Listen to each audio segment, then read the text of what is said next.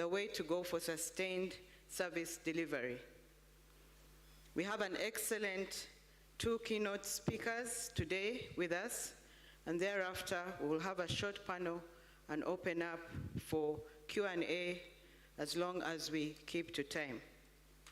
Without wasting much time, I would like to introduce our first keynote speaker, Usa Johnson, who I've known for a couple of years now. She's the head of the Global Water Operators Partnership Alliance, GWOPA, hosted by UN Habitat in Bonn, Germany. She has a background in public health and urban development planning, 20 years experience across the world in the UN system, including UNESCAP in Thailand. She has worked in several places and has been at the forefront of the water operator partnerships that have moved and grown around the globe. As she continues to do her work, she has inspired many of us to know the importance of partnerships. She has worked with several member states and is the right person to come to speak to us this morning. Right now, she's heading and representing the head of UN Habitat. Usa, you're most welcome. Thank you. The other way.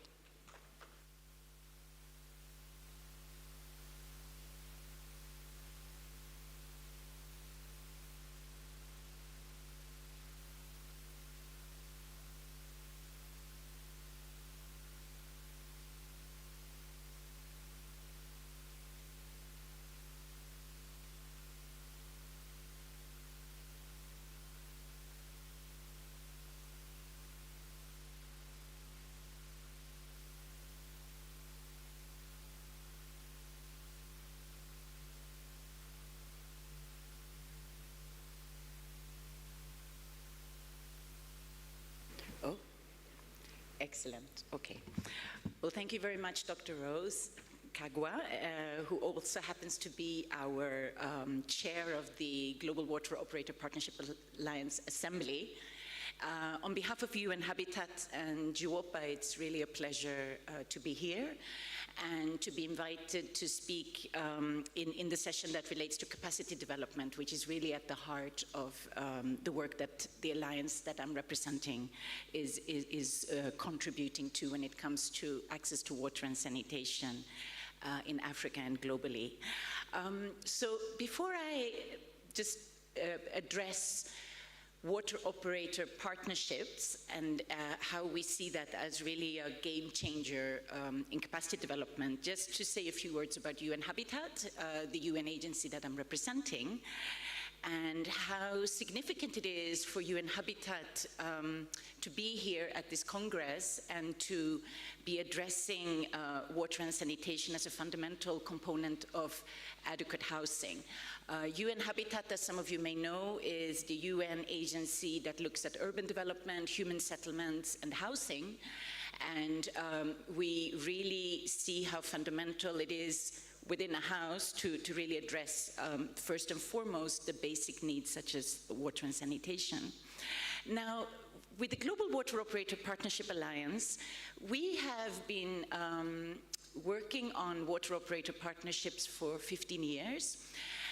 And the idea of it being a game changer was actually the innovation of the then UN Secretary General Kofi Annan, who recognized that so much inherent knowledge, of course, sits with utilities themselves, and how can we create a way, a more structured way of exchange between operators or utilities in terms of catalyzing the expertise between them. And it was with this idea by Kofi Annan that GWOPA was born. And as I mentioned, we now have 15 years of experience in looking at the impact of WOPs, what works better, how can it be scaled up, etc., which is a momentum that I would like to really share here in this morning address. So the focus of our work is on developing capacities of water and sanitation providers to address SDGs. And for those of you who are not familiar with what water operator partnerships are, they are a peer-to-peer exchange which is based on a not-for-profit principle. And this is very fundamental for the work that we're doing. It's a solidarity-based approach where two utilities come together in a relationship, for a lack of a better word, a mentor and a mentee, although it's very much a two-way learning exchange.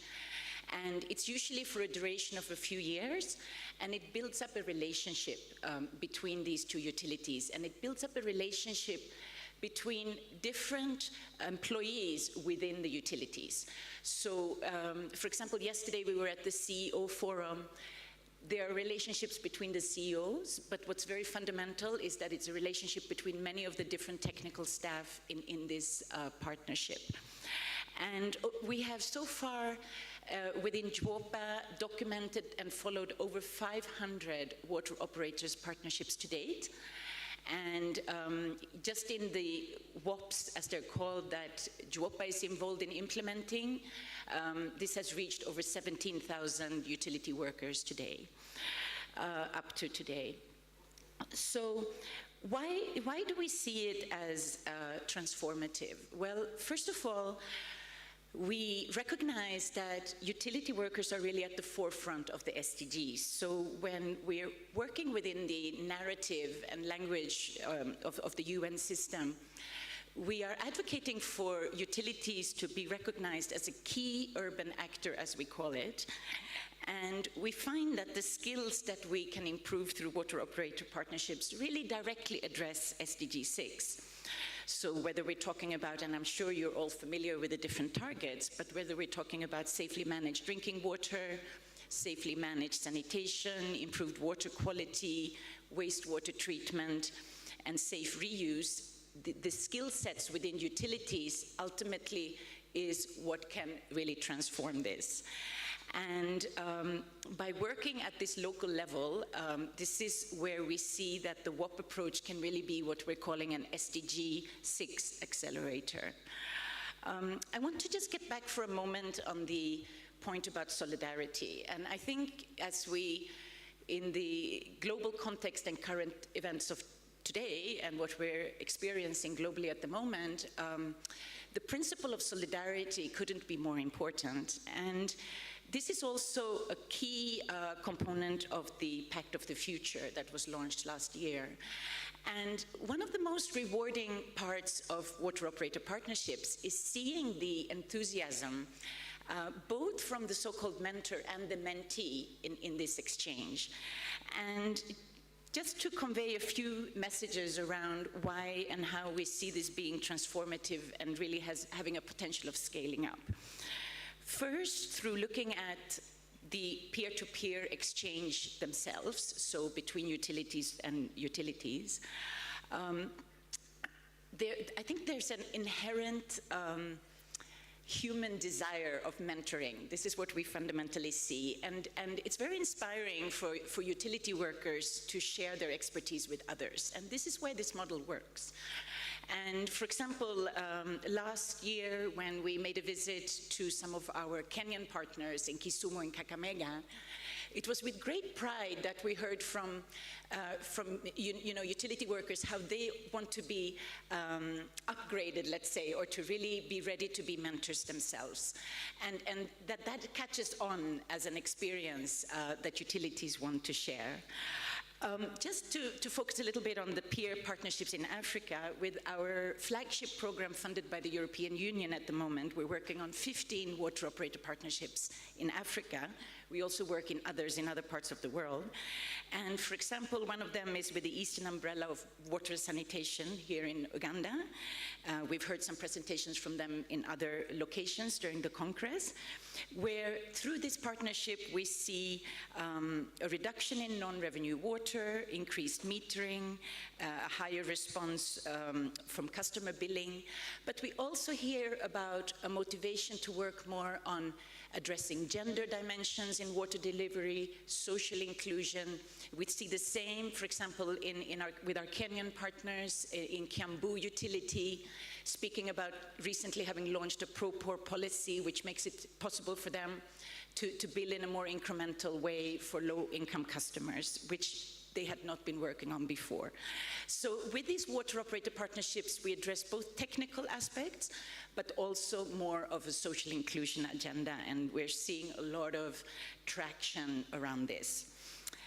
The second message is that it's one thing to nurture the utility-to-utility partnerships, but we can scale it up further through communities of practice and through what we're seeing as a ripple effect.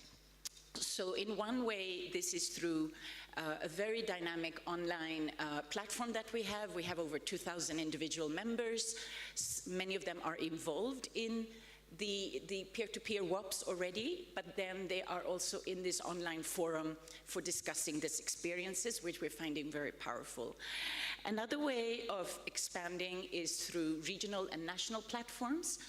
This is truly a way that we can see it becoming rooted in particular in the national level. We see this in Ethiopia. We're working on it in a number of other countries, where utilities that have been mentors are ready to start engaging and looking at how they can mentor smaller utilities, those that may have more possibilities to learn and exchange within the country. And this is where we also see the transformative potential of water operator partnerships.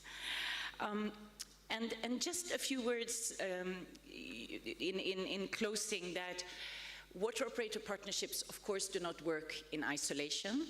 And we need two fundamental enabling contexts for them to fully flourish and really be able to deliver on SDG 6. One is for an enabling environment in terms of how they're operating.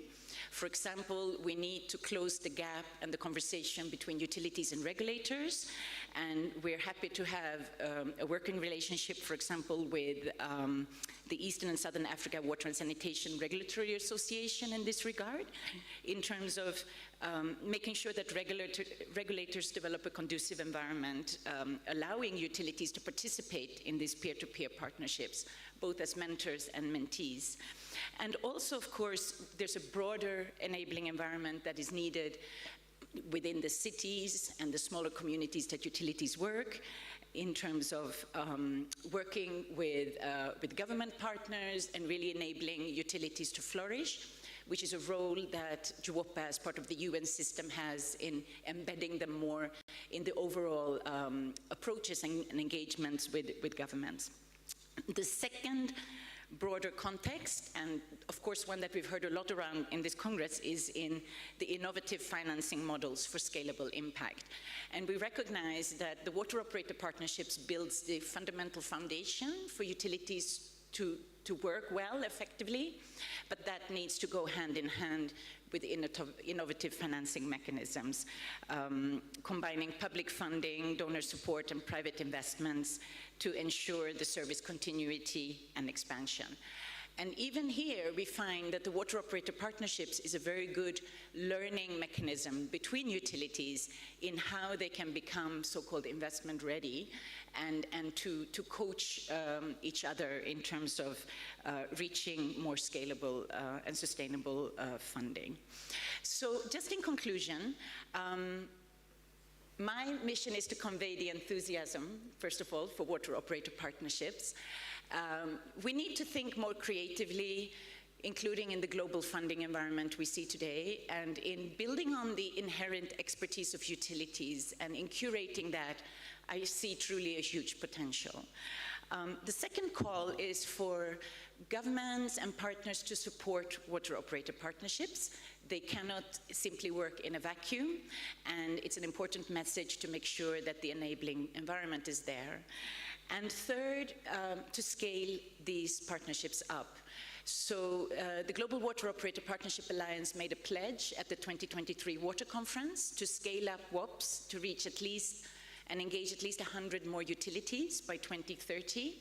And for this, we need many more partnerships to work together, to gather further evidence on how WOPs can be most impactful, what are the ingredients that really make them solidify and work, and to do so together. Thank you very much.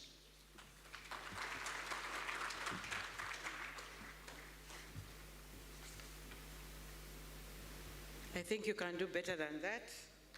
Thank you very much, Lisa, for inspiring us and setting the scene for this morning's discussion, and also for showing us the importance of WARPs around the globe. I would like now to invite Eddie Moores, Professor Eddie Moores, who is the IHE Delft Rector. He has led several developments, including the launch of a Master of Science in Water and Sustainable Development. He's a professor of water, and he was also a professor, no, he is, not also, he is a professor of water and climate at VU Amsterdam University, also worked for the World Meteorological Organization in Africa, the Caribbean, the Wageningen University, and research in the Netherlands.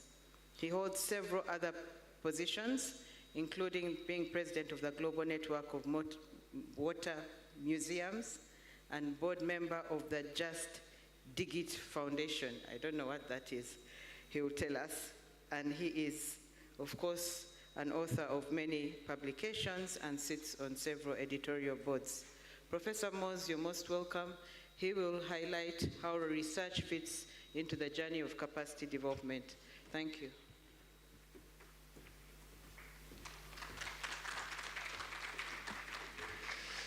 Thank you, Rose. I think that was a very nice introduction. I will not say anything about Just Dig It, SALTA, some other organizations that I'm involved in, but if you're interested, please come to me during the coffee break, and I'm super happy to discuss with you about water museums and all other things that I think are very important. I have a short presentation for you, and Rose challenged me a little bit to say something about what research is required actually to make a next step. And I think that's always an interesting thing, but if you think about research, then you also should know, okay, what are the challenges that we're facing? And what I wanted to do is, let me see if this works. Not yet. There, that works. So if you talk about challenges, then there were some CEO for us yesterday here. If you talk with managers, then you start talking about risks. So what are the risks that you perceive? Now, in the first 2 days, I think a number of the risks that we're facing, among others by not achieving our SDG 6 goals, is one of them. But one of the other statements that were made and conclusions was that we're often talking to one another. So we're talking to the water community here. And what are the risks that the water community is facing? And I think this is interesting. So what I put on screen here for you are actually the risks next 2 years, next 10 years, that are perceived by the World Economic Forum. And why am I interested in that part? Because in the World Economic Forum, it's not the water community, it's actually the general community, how they think about it. And it's academics, it's politicians, it's corporates, so it's a big mixture actually of different parts of our society in there. And just to make sure that you understand the different things here, the green ones are more the natural ones, and as you can see, an important one is extreme events. But you also see that some social and economic events are important in there. Please notice also the difference between the 2 and the 10-year. The reason for me to ask about that and to put your attention is that if you're talking about research, you're also talking about what is required, not maybe next year, but what's required in the next 10 years. So you have to look a little bit further away in time to know what research is needed, because before research is going to be implemented in society, it will take a number of years. So that's why it's very important to also know a little bit about what's coming up. Now, of course, that was the global picture, but in the same report, you can find it also for the different regions. Here you see the different regions, and just to make the screen a little bit bigger, this is one for Sub-Sahara. As you can see also slowly, is that within Africa and within the different regions, there's also a different risk perception and a different need. So it's not that the same need is everywhere, but that there's also a different needs depending a little bit on the region where you're in and the context what you're in. Again, I think the natural events, extreme events are there, of course strongly related to climate change, and we're experiencing this everywhere, extreme events. That's why you see that so high on the agenda. But also quite important is lack of economic opportunities.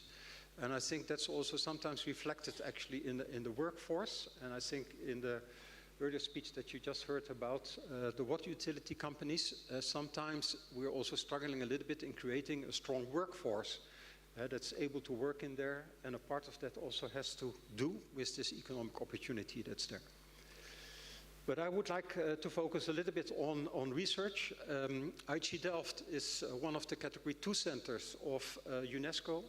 So we collaborate within the UNESCO, within the Intergovernmental Hydrology Program. In there, there's also research, but also a strong link to education and capacity development.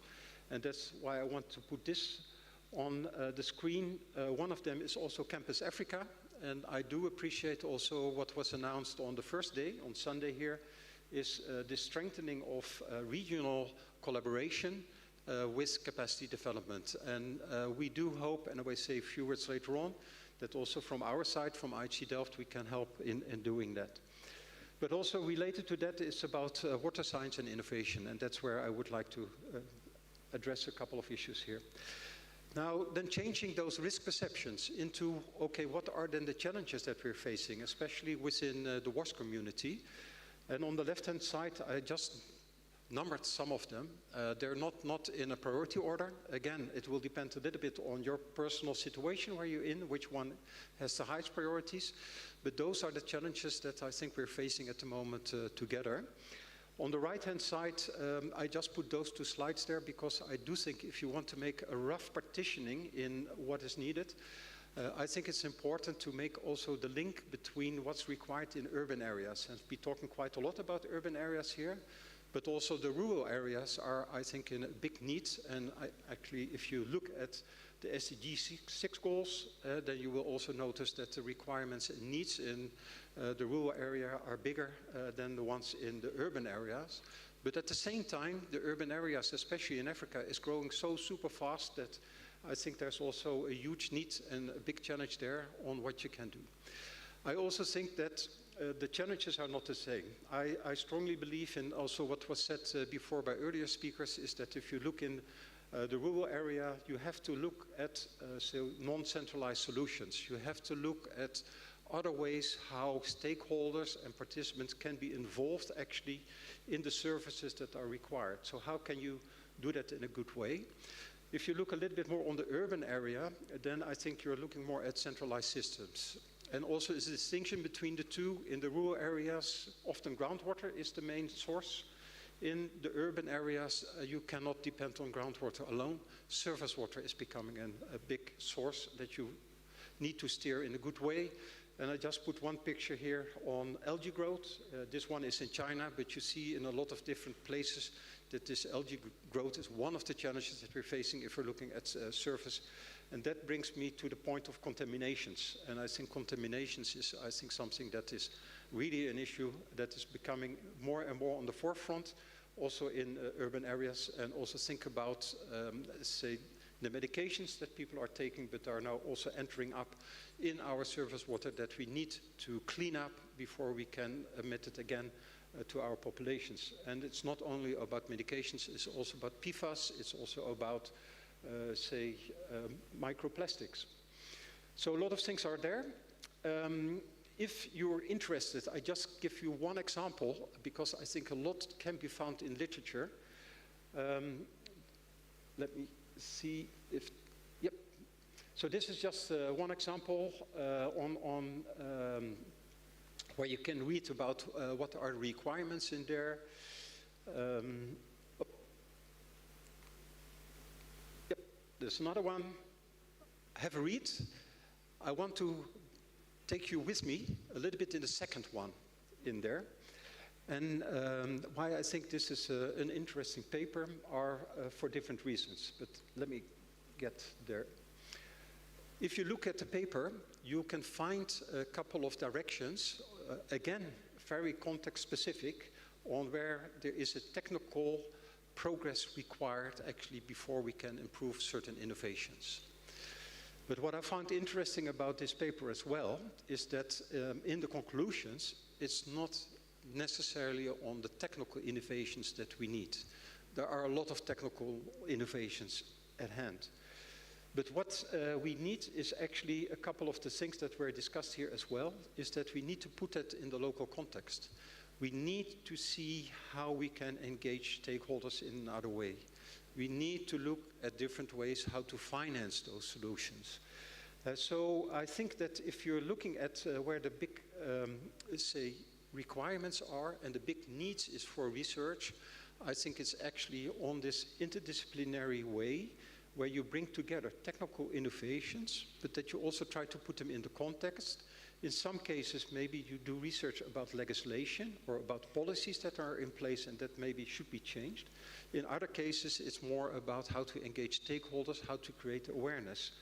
So I think if you look at the last one, then you see that it's about governance, it's about institutional support, it's about engagement, it's about monitoring, it's data collection. So all those things, I think, require research needs in the coming 10 years to put us in a good spot to make, I hope, a big step forward in what is required in the sector.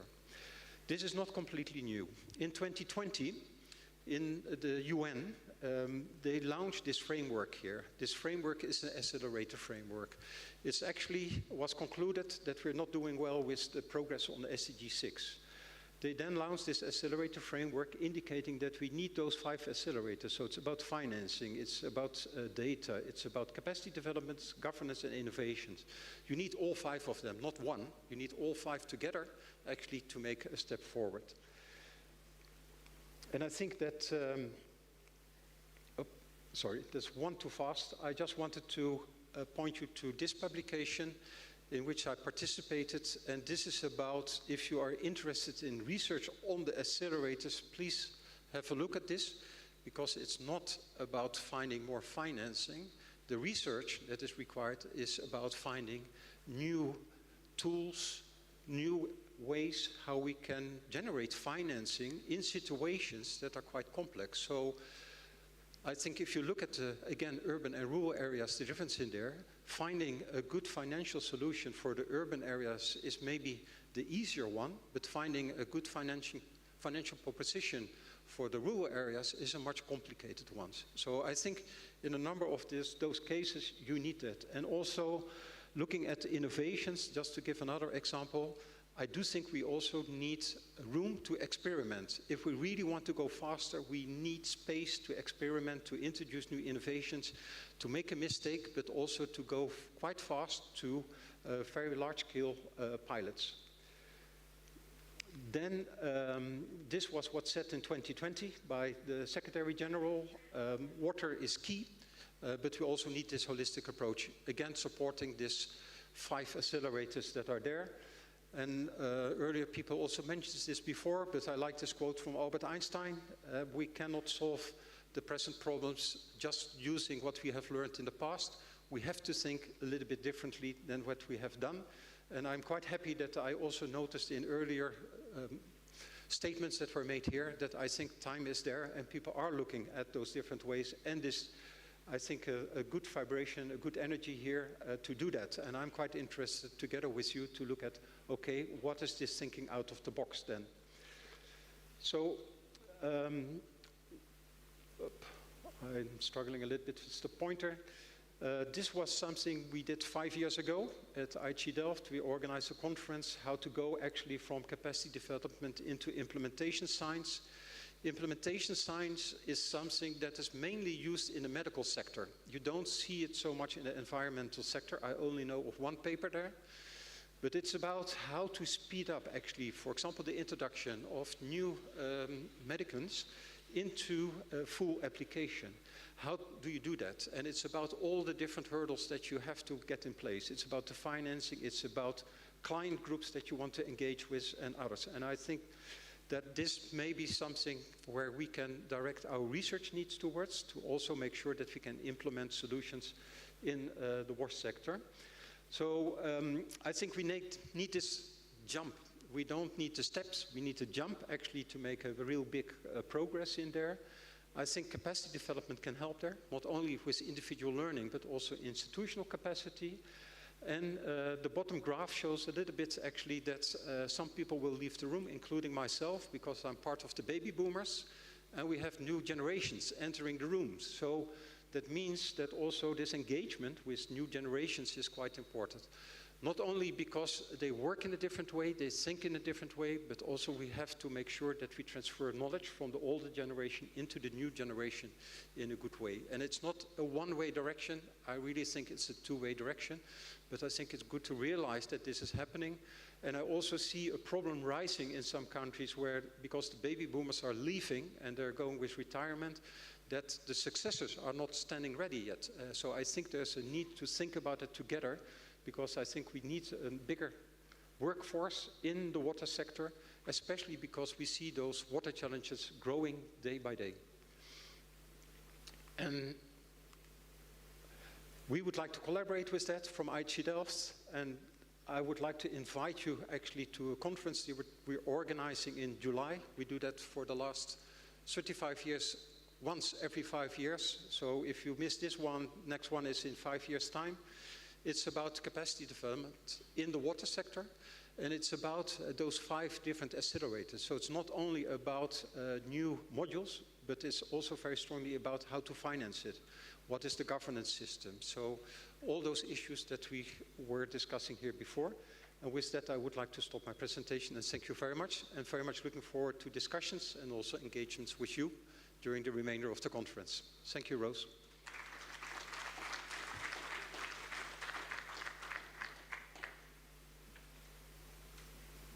Thank you very much, Professor. Another round of applause and appreciation for him and also for USA for setting the scene for us. I'd like to invite our panelists up. I'd like to ask all of them to come up at the same time for us to save time.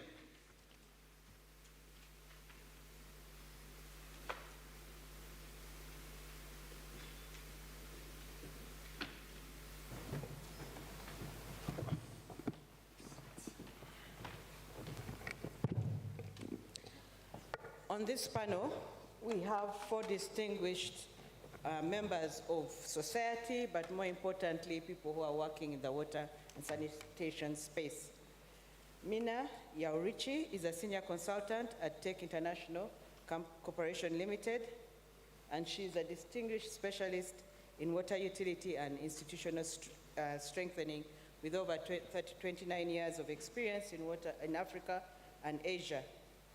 She's pivotal at transformation and master planning in Sudan, Malawi, Cambodia, Myanmar, and Vietnam.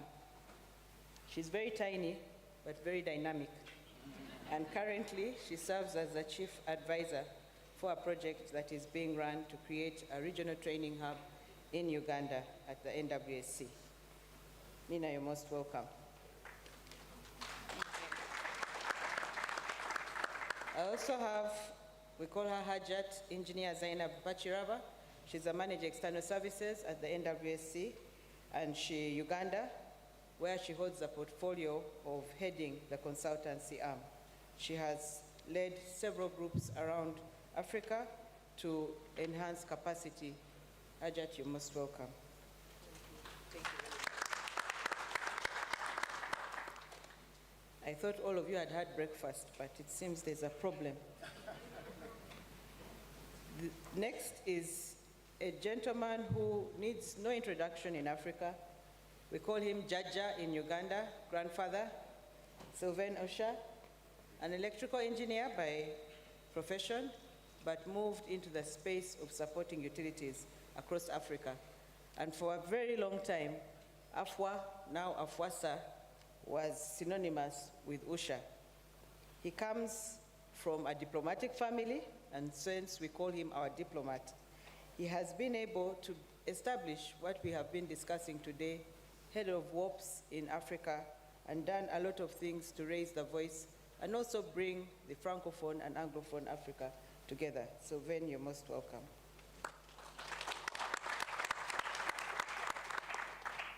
Last but not least is Sebastian Rigo, the president and founder of Watura. He told me Watura is in Sri Lankan language, a renowned company that started in 2010 at establishing performance and improvement as well as training materials for utilities around the world. It is through that we met, and a lot of the work has been translated into English and is available on the websites. You're most welcome, Sebastian. We will have the panel in English and French, but I would like to start with each one of them, and I'll start with Jaja, because we respect the elders, just to give very briefly your thoughts on the two presentations that we've had this morning. Thank you.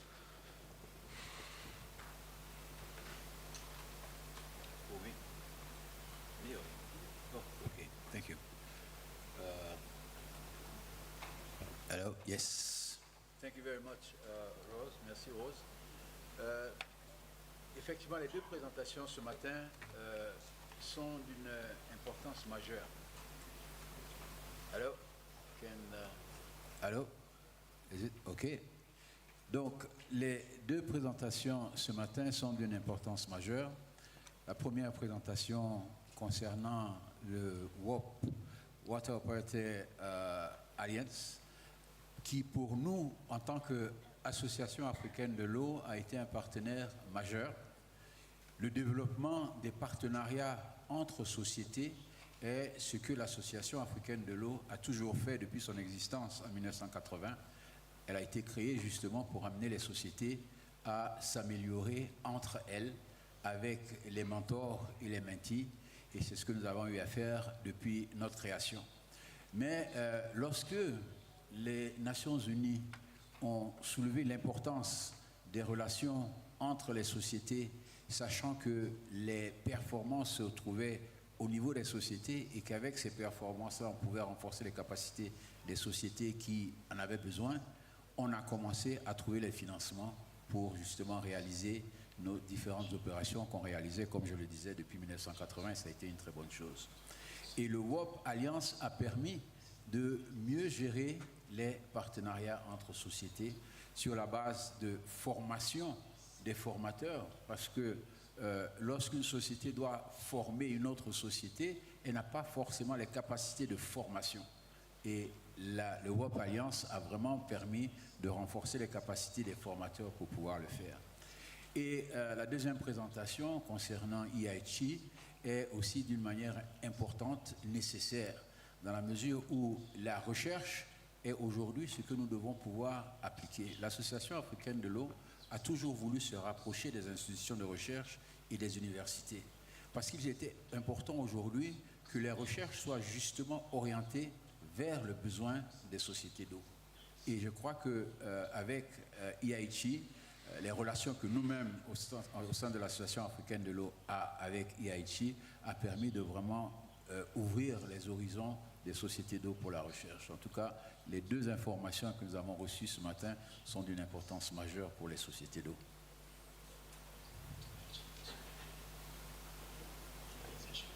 Thank you. Mina, your thoughts on the two presentations that we've just had?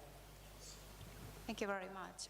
It was very impressive that the research, the academia shows that the utility in the region has the similar challenges, and they are working for make the suggestions to go. And the water utilities partnerships can also work to make some addresses or the solutions for the longer term solutions, not only in the short term, but for the long term, utilities to utility collaboration can work to find the good solutions or the way to go. And that can be also disseminated to the others through that kind of platform. Thank you. Thank you. Over to you, Zainab. Professor highlighted the things that are challenging around the world, different regions, and also Usa talked about research a bit, but more on capacity building. What are your thoughts? What has tickled you listening to these two keynotes? Thank you very much, Dr. Rose.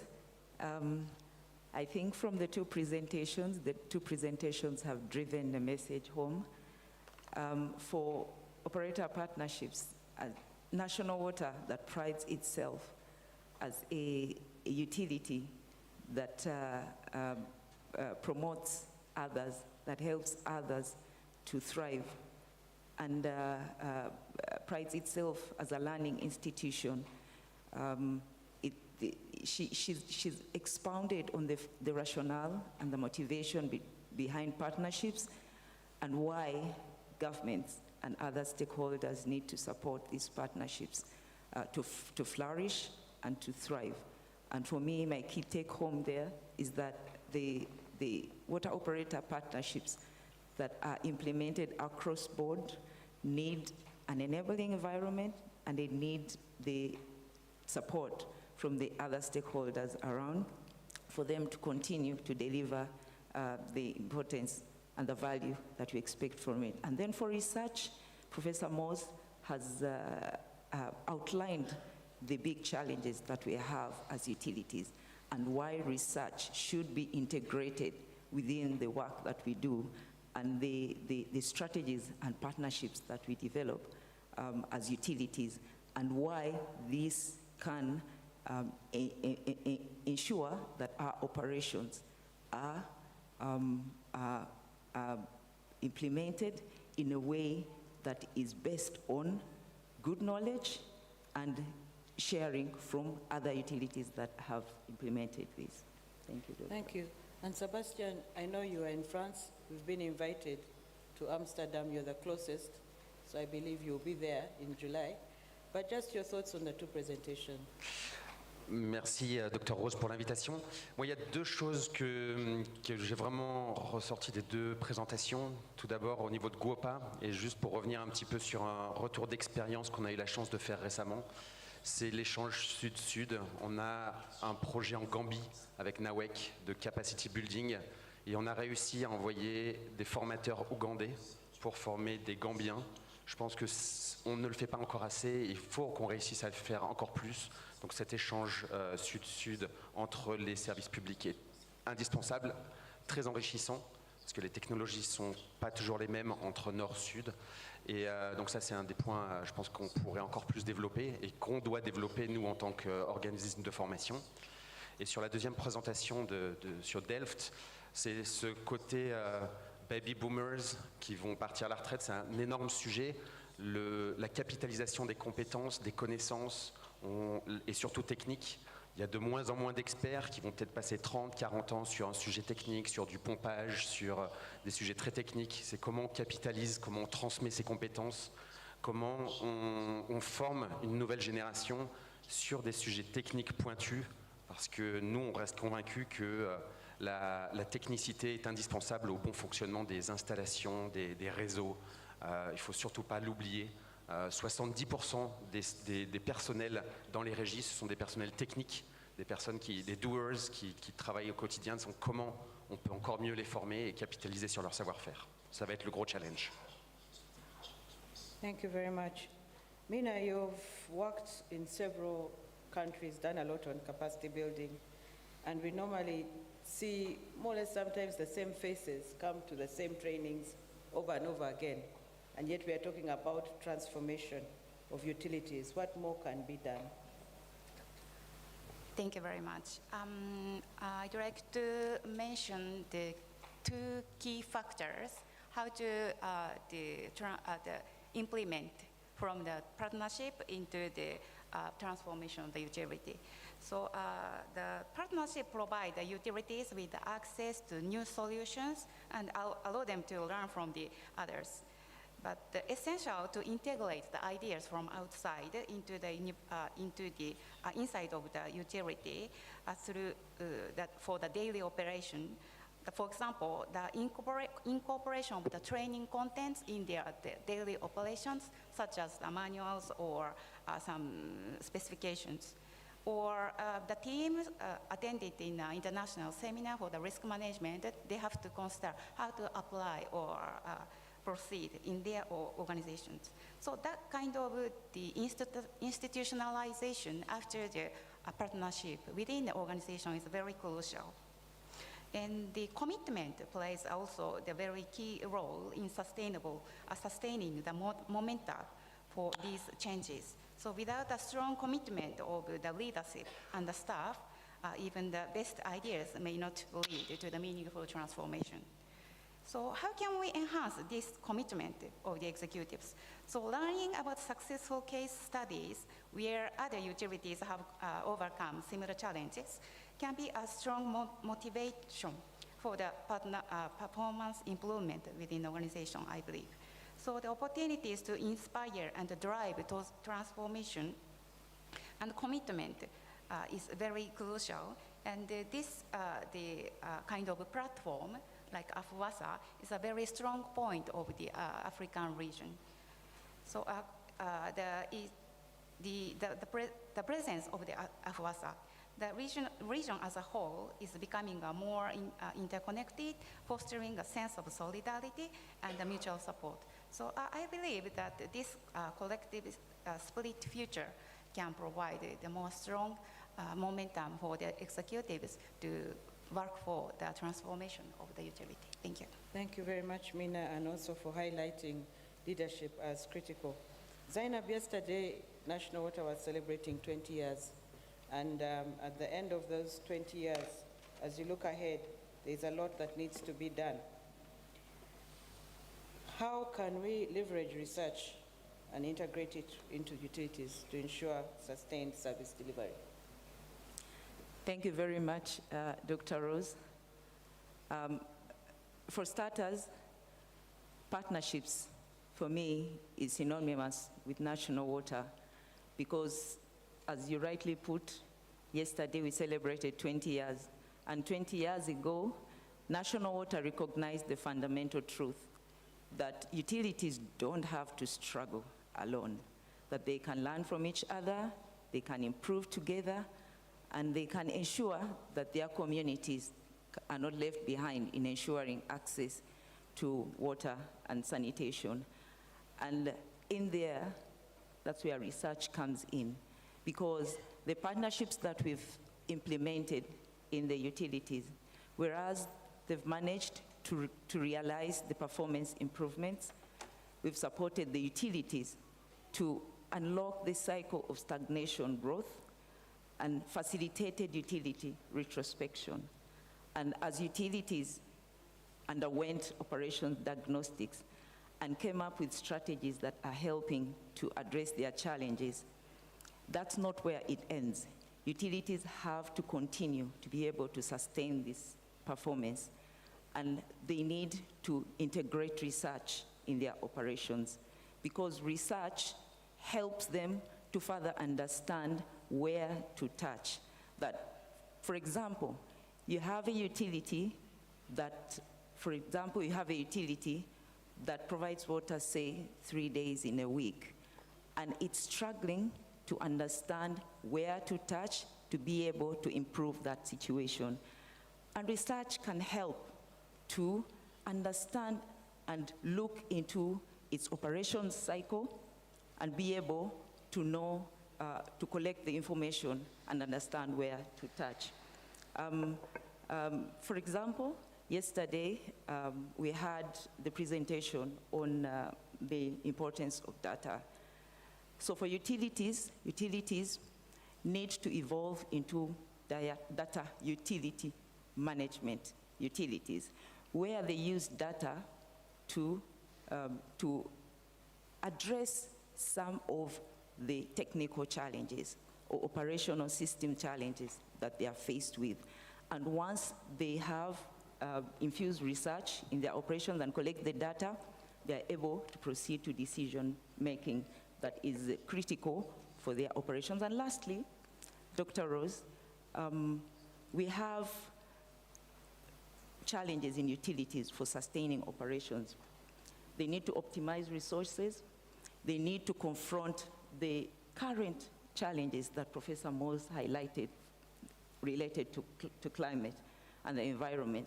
And to do that, they need to be able to understand what are the alternative technologies out there, and through research, they're able to collect that data and integrate it in their operations and be able to understand how to proceed. Thank you very much. Thank you, Zainab. Sebastian, just a very quick one to you, because our clock is ticking. We see that in 5 years' time, Professor Moores, half of these people will be retired. and they won't be there for that conference. We heard a lot in the debate. What can the young people do?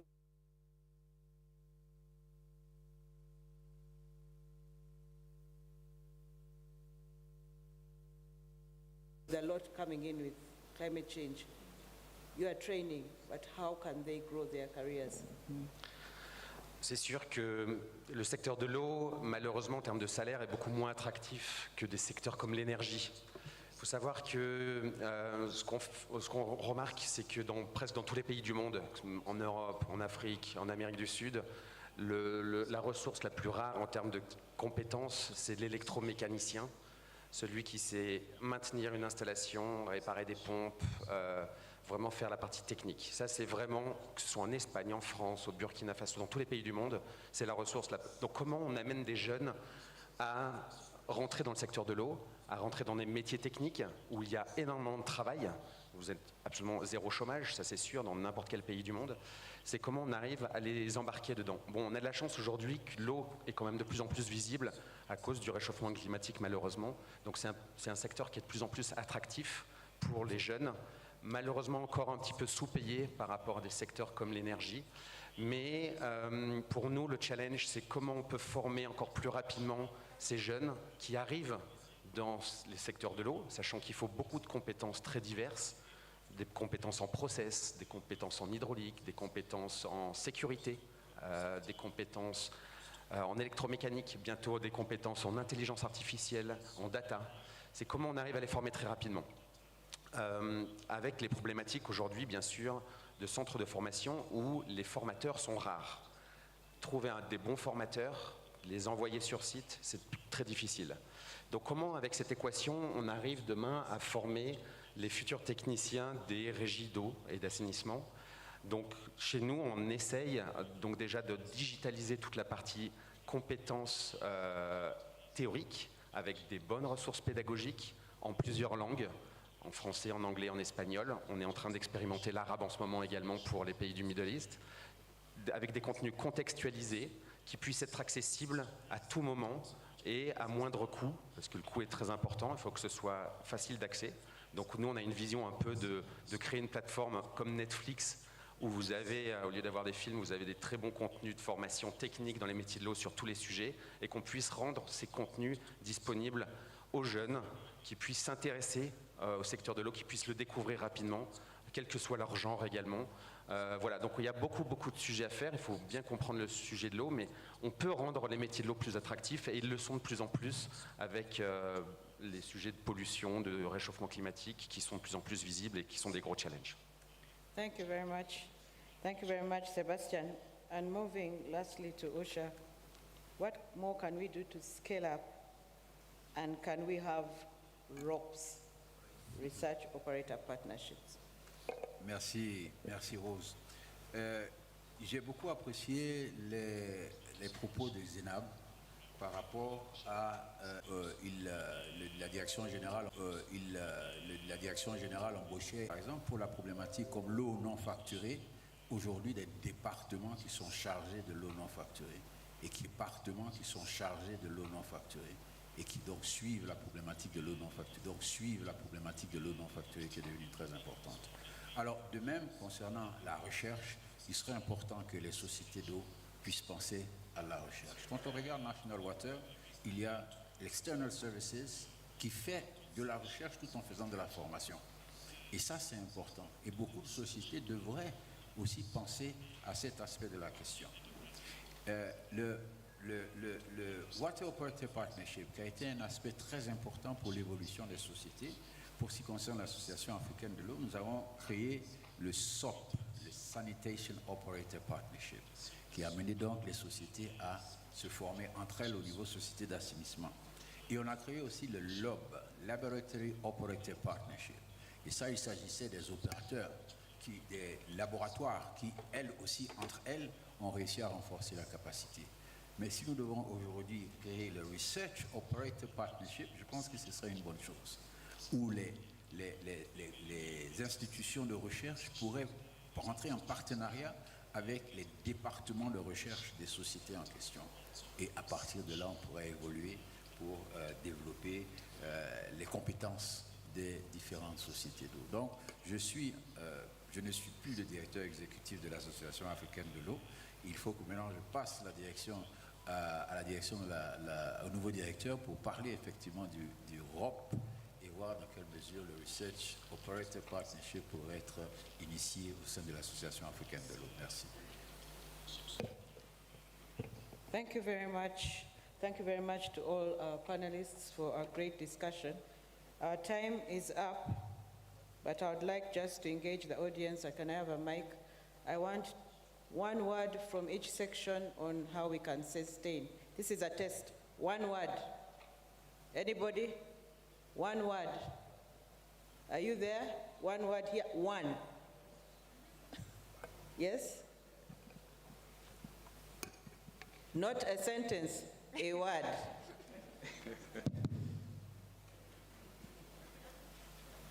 C'est bon, je peux commencer? One word. Merci beaucoup, professeur El Hadji Bamba Diao, directeur général de l'Institut international d'ingénierie de l'eau et de l'environnement de Ouagadougou, qui est un institut international interétatique. Il compte 16 États membres de l'Afrique de l'Ouest et du Centre. Alors, Can you ask him just to give us one word? Not a sentence, non, just je dis a que word. nous savons tous que le problème de la recherche, c'est le financement de la recherche. Aujourd'hui, nous avons... Okay, financing. Yeah, thank you. Je veux thank savoir you. comment les entreprises d'eau peuvent accompagner les institutions de recherche pour développer ce programme de recherche et améliorer leurs I'm compétences. losing the Voilà la question que je interpreter. vous pose. Thank Merci. you. He's asking about financing. One word this way. Not a sentence.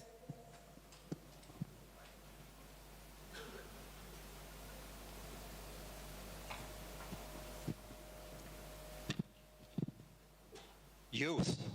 You. I Thank you. agree with Mr. Eddie Moores that I'm one of these retired baby boomers, and we need the young generation to get more involved in the water world. So we need to heavily invest in getting the young generation into the water sector. Thank you. Thank you. Investment into the young generation. We have all failed the test. We cannot say one word. Ladies and gentlemen, I would like to thank our panel once again. Please give them, and our keynote speakers for engaging us this morning. Just a few announcements. Today we are still in the parallel sessions, a couple of invite-only sessions, others are open sessions. We will also be having our gala dinner, and all those who are invited to the gala dinner who paid will receive an e-invitation on the platform. Would also like to remind you that we have business forums at lunchtime in both the tent exhibition area and also in the main hall where we are engaging with our sponsors. So please be there. Thank you very much, and God bless you. Thank you.